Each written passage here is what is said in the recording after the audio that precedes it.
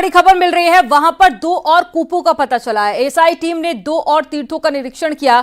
संभल में चंद्रमुख कूप और साथ ही भद्रकाश तीर्थ की जांच की गई है। एएसआई की टीम ने दोनों जगहों पर सनातन सभ्यता के प्रतीकों का जायजा लिया, जहां फोटोग्राफी भी की गई। तस्वीरें आपको दिखा रहे हैं कि बाद में कई ऐसे जो मंदिर है, कूप है, कुएं हैं, सामने आए हैं, जिसके बाद में लगातार जो जांच का दायरा है वो भी बढ़ता जा रहा है। और एक बार फिर से जांच करने के लिए एएसआई की टीम पहुंची और उसी वक्त की ये तस्वीरें आप देख रहे हैं।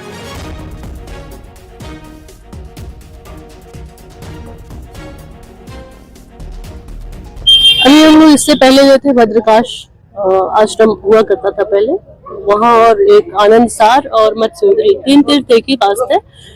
वहाँ भी हम लोग वहाँ से होकर आए हैं। तो वहाँ एक स्ट्रक्चर भी मिला है, बहुत पुराना ईंटों का स्ट्रक्चर है, उसमें सीढ़ियाँ वगैरह भी बनी हुई है। तो उसको एएसआई की टीम ने देखा है और इसके बाद अपने स्टडी के बाद वो लोग अपनी फाइंडिंग देंगे कि वो कितना पुराना है और किस तरह उसका संरक्षण किया जाए। उसके बाद हम लोग अभी आलम सराय में ब्रह्म कूप आए थे। ये भी बहुत पुराना कूप है और तीर्थ है। यह बहुत पुरानी पत्थरों से, बहुत पुराने पत्थरों से बना हुआ है। तो इसके भी नमूने मैंने लिए हैं एएसआई की टीम ने और इन्होंने देखा है। इसके बाद जो भी इनकी फाइंडिंग आएगी उसके अनुसार इसके संरक्षण किया जाए।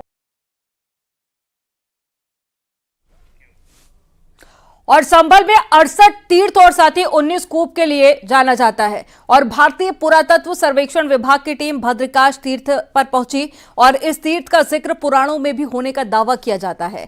भाद्र के महीने में इसमें पंचमी को कई साल पहले तक स्नान किया जाता था, लेकिन इसके बाद ये बंद कर दिया गया। इस कुंड का स्नान पवित्र माना जाता था और इस तीर्थ को 68 तीर्थ में से एक माना जाता है। एएसआई की टीम ने इसकी गहराई को मापा है और फीते से इसकी जो गहराई है उसकी नाप करने के लिए टीम पहुंची थी। हम संभल के भदेसराय इलाके में हैं और यहाँ पर एक ऐसा कुंड है जिसे काफ़ी पवित्र कुंड माना जाता है। और ये पूरा कुंड जो है आपको दिखाई देगा। कुंड की पूरी पुरानी प्राचीन दीवारें यहाँ पर है, क्योंकि हौज भदेसराय इलाका है जहाँ पर ये कुंड कहा जाता है। और यहाँ पर ये दावा किया जाता है कि भद्रिका तीर्थ भी ये है। ये सीढ़ियाँ इस तरफ जा रही हैं, ये सीढ़ियाँ सारी नीचे की तरफ जा रही हैं। तो यानी ये कुंड में लोग उतरते थे और यहाँ स्नान करते थे। और इस स्नान को अब यहाँ पर कई सालों से नहीं देखा गया है, क्योंकि इस पवित्र जगह पर अब कोई नहीं आता। और इसी वजह से आज एएसआई की टीम स्थानीय प्रशासन के सहयोग से इस कुंड को लेकर यहाँ पर एकदम से एक्शन मोड में आई है। और इस भद्र कुंड, जिसे भद्रकाश भी कहा जाता है, यहाँ पर अब पूरी तरह से एएसआई की टीमें आपको दिखाई देंगी। न्यूज़ 18 के कैमरे पर आपको एएसआई के अधिकारी दिखाई देंगे जो यहाँ पर पहुँचे हैं। और उनकी कोशिश यही है कि इस पूरे भद्रकुंड का सर्वे किया जाए। जो अधिकारी यहाँ पर पहुँचे हैं वो इसको एक बार देखें, क्योंकि काफ़ी जीर्ण शीर्ण हालत में ये पूरा कुंड है। और इस कुंड को लेकर एक बार फिर ये देखा जाएगा कि कितने साल पुराना ये इतिहास से जुड़ा हुआ है, किस तरह के पत्थर इसमें हैं, किस तरह की शैली इसमें इस्तेमाल की गई है। और इसीलिए एएसआई की टीमें इस पूरे रूट पर इसे सर्वे कर रही। तो संभल में लगातार नए कूप मिलने का सिलसिला जारी है। एक तरफ तो जहां पर चंद्रमुख कूप और साथ ही भद्रकाश तीर्थ की जांच की गई है, वहीं 150 साल प्राचीन बावड़ी की खुदाई भी जारी है। संभल में जामा मस्जिद से 150 मीटर दूर प्राचीन मृत्युंजय कुआं और साथ ही पृथ्वीराज चौहान से जुड़ा कुआं भी मिला है, जिसमें हथियार और खजाना होने का दावा भी किया गया। वहीं शेमनाथ धाम में खुदाई के दौरान एक और प्राचीन कुएं का पता चला था। संभल में प्रशासन और साथ ही एएसआई की टीम बावड़ी की एक एक ईंट का निरीक्षण कर रही है, जिससे बावड़ी के इतिहास को सबके सामने लाया जा सके। वहीं खुदाई में मिली बावड़ी का संबंध सम्राट पृथ्वीराज चौहान से बताया गया और बताया यह भी जा रहा है कि पृथ्वीराज चौहान ने इस बावड़ी को बनवाया था और ये कई मंजिला है। इलाके के लोगों के मुताबिक उन्होंने 5 मंजिल तक पहले इसे देखा था, लेकिन अब ये 2 मंजिल तक रह गई है।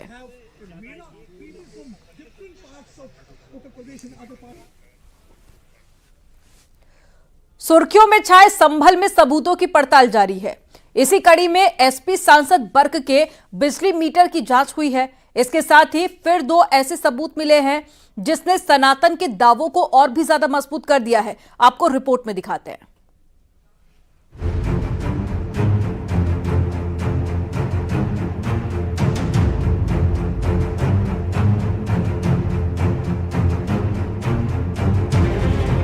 इन दिनों संभल चर्चा का केंद्र बना हुआ है। चाहे सांसद के घर बिजली का केस हो या नए मंदिर, कुओं और बावड़ी मिलने का मामला, सब सुर्खियों में है।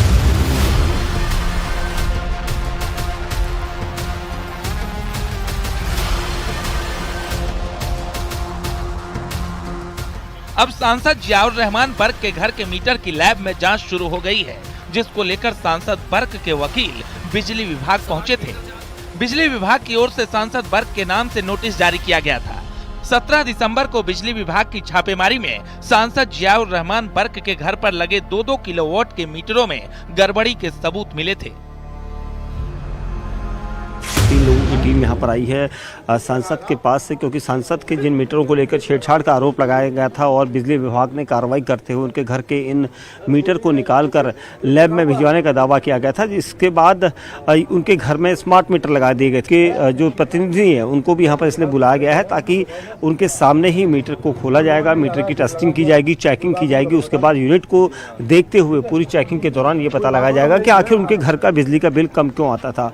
और इस तरह के जो आरोप यहाँ पर लगे हैं, उसके बाद हालांकि बिजली विभाग ने आज उनके प्रतिनिधिमंडल को यहाँ पर बुलाया था। इससे पहले जो सांसद हैं उनके दादा के नाम पर ये लेटर लिखा गया था, लेकिन जो मौजूदा व्यक्ति हैं उनके नाम पर लेटर लिखे जाने की वजह से बिजली विभाग ने दोबारा एक यहाँ पर नोटिस उनके सांसद के नाम पर भेजा था और उसके बाद आज उनके प्रतिनिधिमंडल को यहाँ पर बुलाया गया है।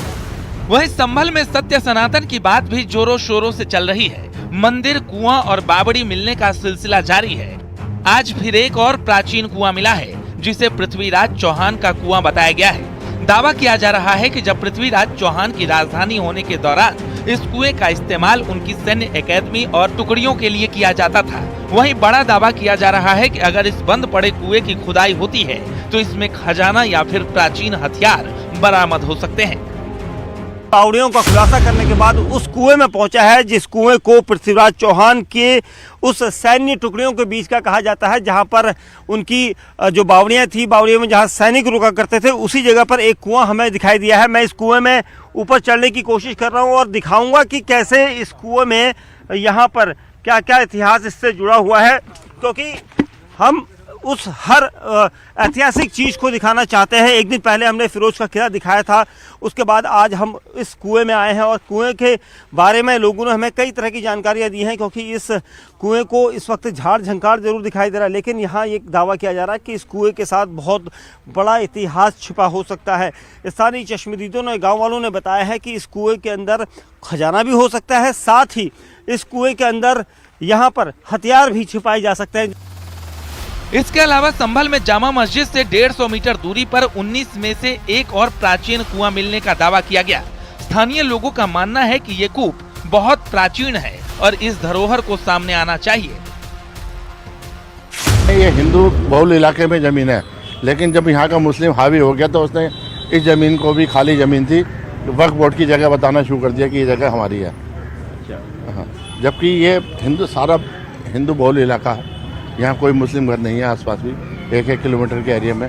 बस आगे जाके ये हरिहर मंदिर से दूसरी तरफ जाके वहाँ मुस्लिम इलाका है। लेकिन हमारे बच्चे भी ये सवाल पूछते हैं कि हिंदू मोहल्ले के अंदर ये वक्फ बोर्ड की प्रॉपर्टी कहाँ से पैदा हो गई? ये हम तो ऐसे ही देख रहे हैं इसको। हाँ, बचपन से ही देख रहे हैं ऐसे। बचपन से आप लोगों ने कभी यहाँ पर कोशिश की, कभी देखा महादेव? हाँ, कोशिश का यहाँ पुलिस वो नहीं करने देती, मुसलमान लोग आ जाते हैं यहाँ पर। बताया जा रहा है कि इस कुएं को मृत्युंजय कुएं के नाम से जाना जाता था। कुएं की खुदाई की जा रही है। इस दौरान मौके पर प्रशासन और एएसआई की टीम भी मौजूद रही। एक नया कूप, जिसे 19 कूपों में से एक कहा जाता है, वो सरथल चौकी चौराहे के पास है, जिसे कोट पूर्वी इलाका जहां पर है, वहां पर एक कुआं जिसे कूप यहां पर कहा जाता है, वो खोजा जा रहा है। और ये कहा जाता है कि काफ़ी प्राचीन ये कूप है, क्योंकि इसकी जो बनावट है, जो इसका पत्थर है, वो सबसे अलग है। हमने इसी तरह का पत्थर चतुर्मुख कूप में देखा था। देखिए, इस तरह का पत्थर यहाँ पर आपको दिखाई देगा। यही पत्थर इस पूरे कूप को बना रहा है, यानी ये भी एक प्राचीन कूप है जिसमें पूजा होती थी। और इसी कूप का जो दूसरा सिरा है वो कहाँ होगा ये देखना होगा, लेकिन चमत्कारिक कूप इसे माना जाता है, प्राचीन कूप है। और इसके बगल में ही मृत्युंजय महादेव का मंदिर है, जिसे जिसे यहाँ पर पूजा जाता था, लेकिन कई सालों से यहाँ पर मिट्टी का बड़ा ढेर नज़र आ रहा है और इसी वजह से इस कूप में जितनी भी प्राचीनतम चीज़ें हैं वो यहाँ पर कुछ दिनों में दिख जाएंगी, क्योंकि कूप सामने आएगा। लेकिन मिट्टी का बड़ा ढेर जिसे हटाने की कवायद यहाँ पर की जा रही है और ये वो रास्ता है जो यहाँ से महज 150 मीटर दूरी पर जो जामा मस्जिद, जिसे हरिहर मंदिर के नाम से भी यहाँ पर विवाद के रूप में जाना जा रहा है। आरोप तो यहाँ तक है कि इसे मुस्लिम समुदाय वक्फ बोर्ड की जमीन बताकर मालिकाना हक जताता रहा है, इसलिए इसकी हालत ऐसी हुई। जबकि ये पूरा मोहल्ला हिंदू समुदाय के लोगों का रहा है, ऐसे में उनकी जमीन कैसे हो सकती है? Bureau report, news 18।